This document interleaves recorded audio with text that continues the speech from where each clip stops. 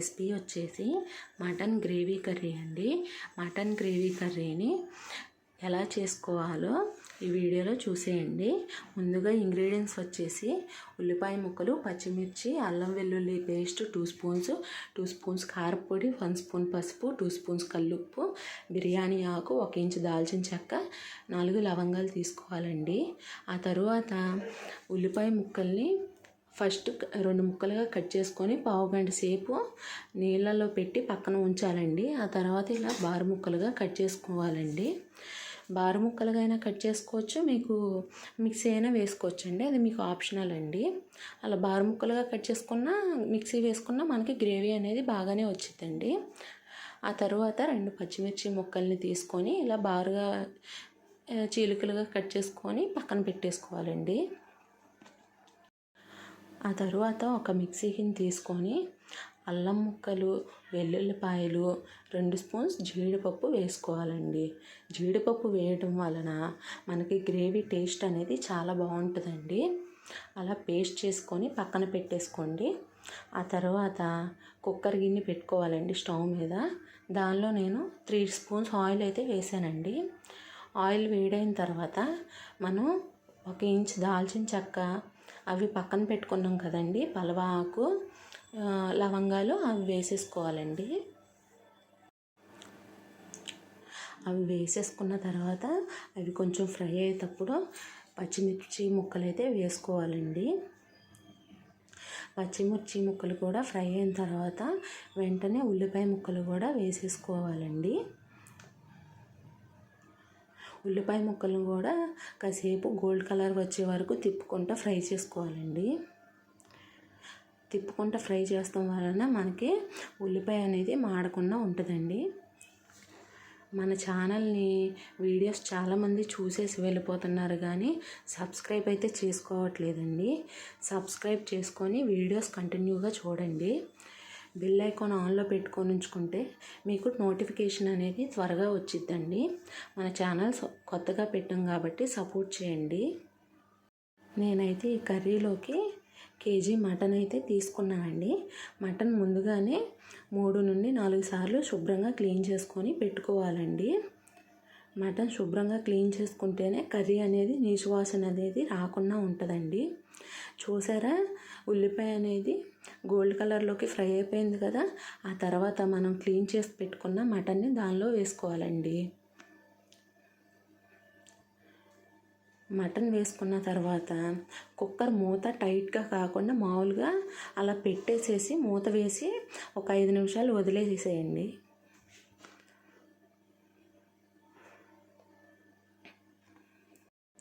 చూసారు కదండి, మటన్ ఎంత నీట్గా క్లీన్ చేశానో అలా క్లీన్ చేసేసుకొని పెట్టేసేసుకోండి.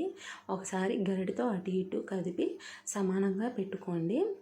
ఇప్పుడు కుక్కర్ మూతని మామూలుగా పైన అలా పెట్టేసి ఉంచేసేయండి, ఫిక్స్ చేసేయద్దు దానికి. అదిగా అలా పెట్టండి. మనం నార్మల్ మూత అయినా వేసుకోవచ్చు. కుక్కర్ మూత అయితే కనుక ఆవిరి అనేది ఎటు పోకుండా ఉంటుందండి. ఆ తర్వాత 5 నిమిషాల తర్వాత తీసి కర్రీ తిప్పుతున్నానండి. అలా తిప్పుకోవడం వలన కింద పైన కర్రీ అనేది బాగా కలిసిద్దండి. కర్రీలో వాటర్ వచ్చేది కదండి. ఇప్పుడు ఉప్పు వేసుకోవాలండి. ఉప్పు, పసుపు వేసుకొని మళ్ళీ ఒకసారి కలిపి సేమ్ ఇందాక చెప్పినలాగానే మూత పెట్టేసుకోవాలండి. ఉప్పు, పసుపు బాగా కలిసే విధంగా కలుపుకోవాలండి.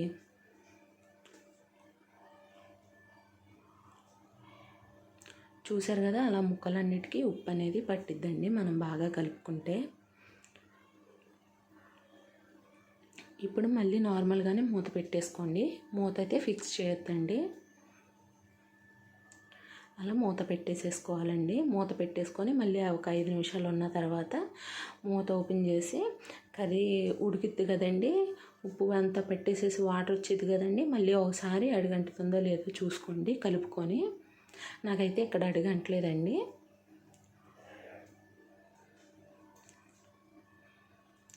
మళ్ళీ మూత పెట్టేసేసుకోవాలండి.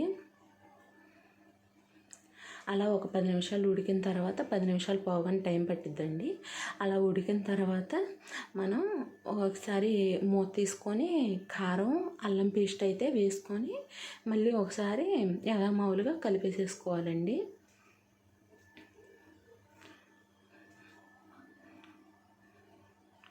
అల్లం పేస్ట్ అయితే 2 స్పూన్స్ వేయండి. నేను ఇక్కడ చేతితో వేసాను కాబట్టి మీకు కాంచన తెలియకపోవచ్చు. మళ్ళీ ఒకసారి నీట్గా కలిపేసేసుకోండి. మొత్తం అల్లం పేస్ట్ కారం ముక్కలన్నిటికీ పట్టేటట్టుగా కలిపేసేసుకొని ఒక 10 నిమిషాలు 5 నిమిషాల నుంచి 10 నిమిషాల లోపు మూత పెట్టేసేసుకొని అట్లా ఉంచేసేసేయండి.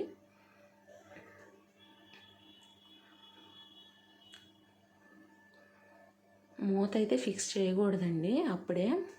ఇప్పుడు నేను మూత తీసేసరికి చూడండి మొత్తం అల్లం పేస్ట్ కారం పచ్చివాసన అంతా పోయిందండి. అలా పచ్చివాసన పోయేదాకా ఉంచుకోవాలండి. ఆ తర్వాత ఒకసారి కలుపుకొని ఇప్పుడు మనం వాటర్ అయితే పోసుకోవాలండి. చూడండి నేను ఆ గ్లాసున్నర వాటర్ అయితే పోస్తున్నానండి. అంటే ఒక గ్లాస్ పోసి రెండో గ్లాస్ సగానికి పోస్తున్నానండి.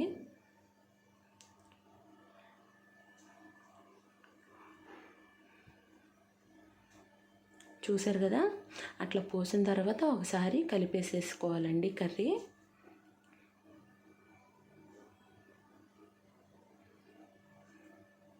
కలిపేసేసుకొని ఇప్పుడు కుక్కర్ మూత అనేది ఫిక్స్ చేసుకోవాలండి.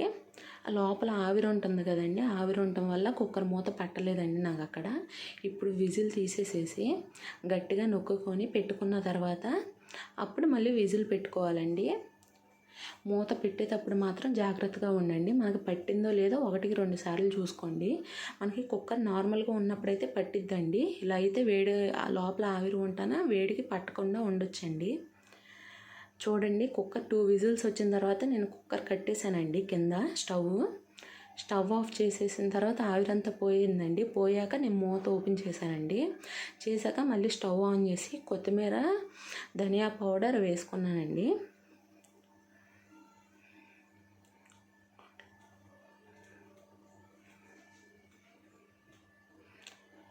మనకి ఇంట్లో అవైలబుల్ ఉంటే కసూరి మేతి కూడా యాడ్ చేసుకోవచ్చండి.